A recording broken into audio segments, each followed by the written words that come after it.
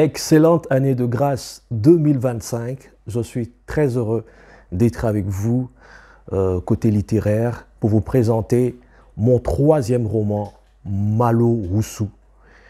Malo Rousseau.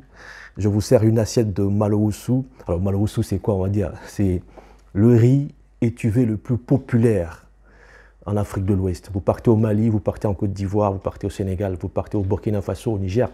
Le Malo Rousseau, on le connaît sous d'autres appellations. Donc Malo Rousseau, je vous sers une assiette en quelques minutes et on va voir ce que ça donne. Les couilles n'ont pas de cervelle. Les couilles n'ont pas d'oreille, ou plus exactement, elles refusent d'écouter. Les couilles restent sourdes à la petite voix intérieure quand le corps spongieux, fauteur d'indécence, est gorgé de sang.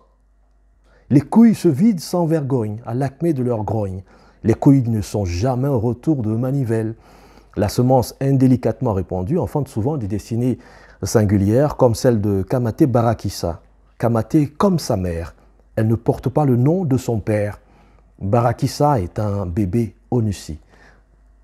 Opération des Nations Unies en Côte d'Ivoire. Voilà, une sorte de prologue que moi j'ai appelé préliminaire. Donc, prologue pour tous ceux qui sont adeptes du classicisme littéraire, ce n'est pas vraiment ma calebasse de Diapalo.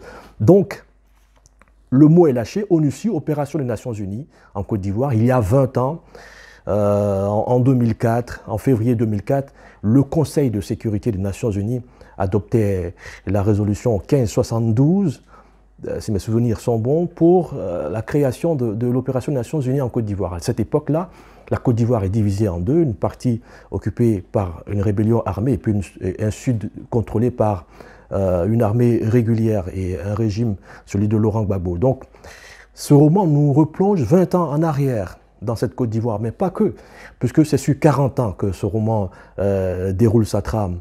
Il nous fait voyager au Tchad, le Tchad de Abré de 1983 à 90, le Tchad de Idriss Déby et le Tchad de Mahamat Déby, la Libye de Kadhafi et la Libye après Kadhafi. Donc c'est un roman avec plusieurs voix. La voix d'une fille de 18 ans qui recherche son père qu'elle n'a pas connu, la voix d'un père, ancien policier des Nations Unies, qui apprend l'existence de sa fille qu'il a eue avec une mineure ivoirienne à l'époque des faits, la voix d'un jeune Tchadien qui ne connaît pas son père, dont le père est en réalité l'ancien policier des Nations Unies et qui revient de Libye. Donc il y a un mélange de voix, un roman polyphonique que je vous invite à découvrir. La question des scandales de mœurs au sein de l'opération des Nations Unies, des opérations des Nations Unies de maintien de la paix est une question lancinante. En Érythrée, au Liban, en Centrafrique, au Soudan, en République démocratique du Congo, là où les casques bleus se sont déployés, il y a toujours eu ces dérives-là, en Haïti. Et moi, la question, c'était ça. En 2007, en juillet 2007, on se souvient que le plus grand contingent des casques bleus, qui était à l'époque le contingent marocain, avait été suspendu à Bouaké, dans le nord, accusé d'abus sexuels contre des mineurs. En avril 2010, des casques bleus béninois avaient été également suspendus, radiés de l'armée béninoise parce qu'ils avaient commis des abus sexuels sur des mineurs ivoiriennes.